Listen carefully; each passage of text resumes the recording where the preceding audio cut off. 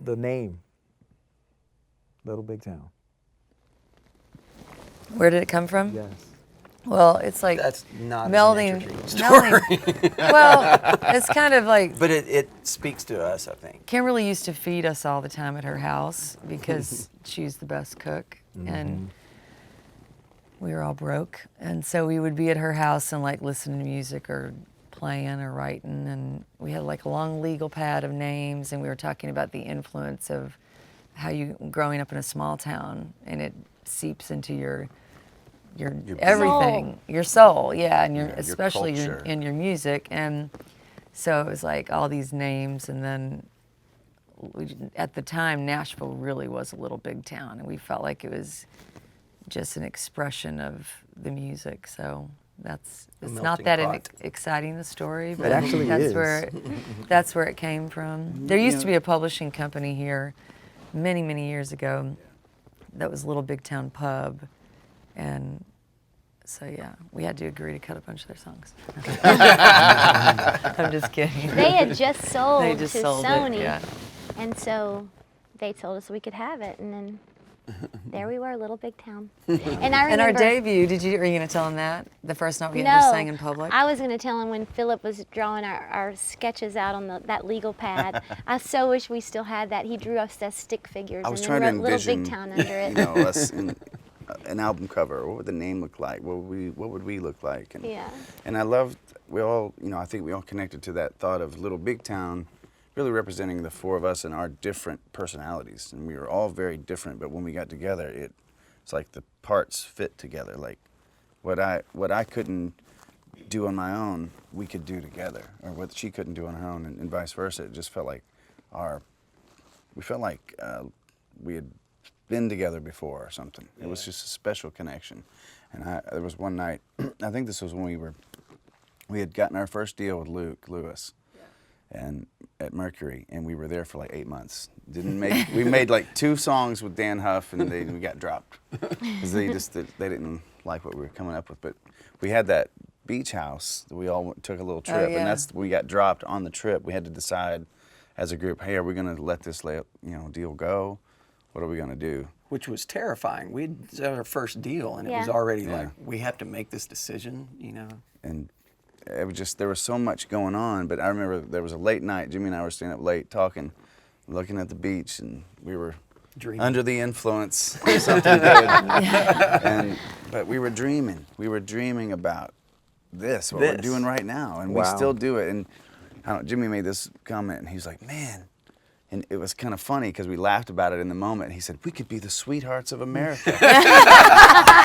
And so every time, so we were on the Grammy Awards recently, and we're standing there, and I look over at Jimmy and I said, sweethearts of America, baby. We gave a bump and walked out. It was like, but that's always, but that was such a pure Sweet time of just the future was in front of us, and we were trying to grab a hold of it and to look wrestle back on it to the ground. Yeah, and then all the amazing things that are happening right now, man.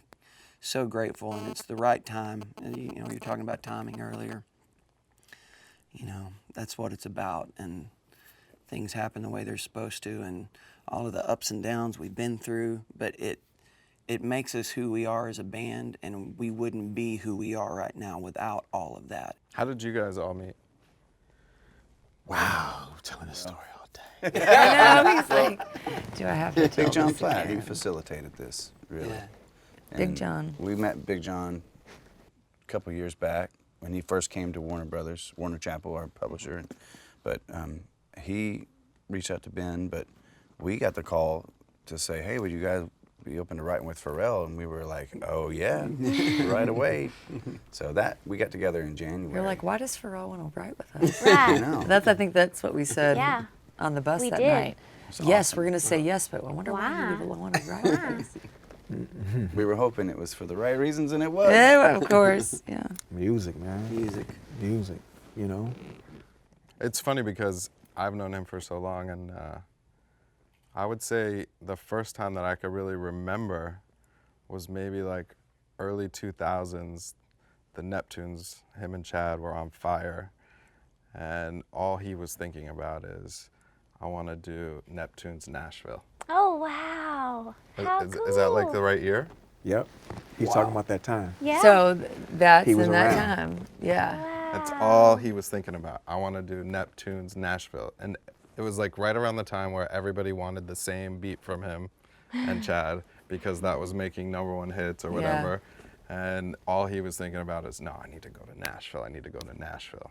Wow. I think you had an artist that you wanted to, or were working with. Crazy. Yep. But that it's nice to see him finally get to do that. That's the story I was attempting to tell. Part of, I feel like, what's been a necessary element in the recipe for what we're doing is humility.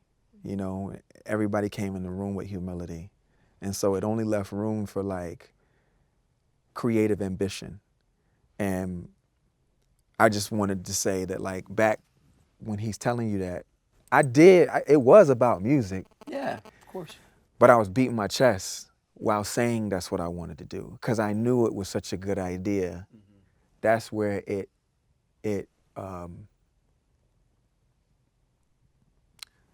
that's when the forces of the momentum worked against itself and halted it. Because although it was a good idea, I wasn't supposed to carry it like I knew it was, and like I knew I was getting ready to go put the flag down. Right. You know, Yeah. so I'm gonna make, you know, the universe, God stop me, you know? And it's crazy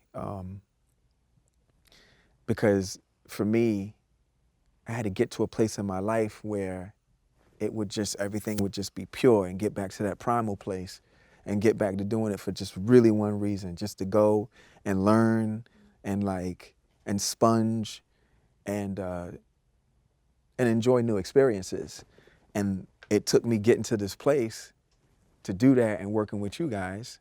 And ironically, one of the songs, when I was working with Shorty, one of the songs that I had then, I always thought was something cool. And so when we bring it back up, we took it apart and we put it back together, and it's so interesting to me that like humility was the skeleton key that got me through that door. Because when I was trying to get through before, I was beating my chest like, open up, it's me. Yeah. You know what I'm saying? And they were like, no, this song is not right, you know, this music's not right. And also, man, looking over your shoulder, it just wasn't the right timing. Timing, man. So to me, it's just amazing that like, when I humble down, you know, God has given me more than I ever could have imagined, including experiences like this, where like songs that I knew had something in it. I knew it had something. But when I was humble, I woke up and I'm like doing the OTHErtone show. I'm doing like a show that, you know, something that's a partnership with Apple. Like, what? Yeah. When I was at that other place, I didn't have none of that. Yeah. You know, now I have more than I've ever dreamt in my life because I humbled down and had the willingness to be open. And it's amazing. Now we got this record, One Dance. You know what I'm saying? Yeah. It's better than it ever was. And I'm grateful to you guys.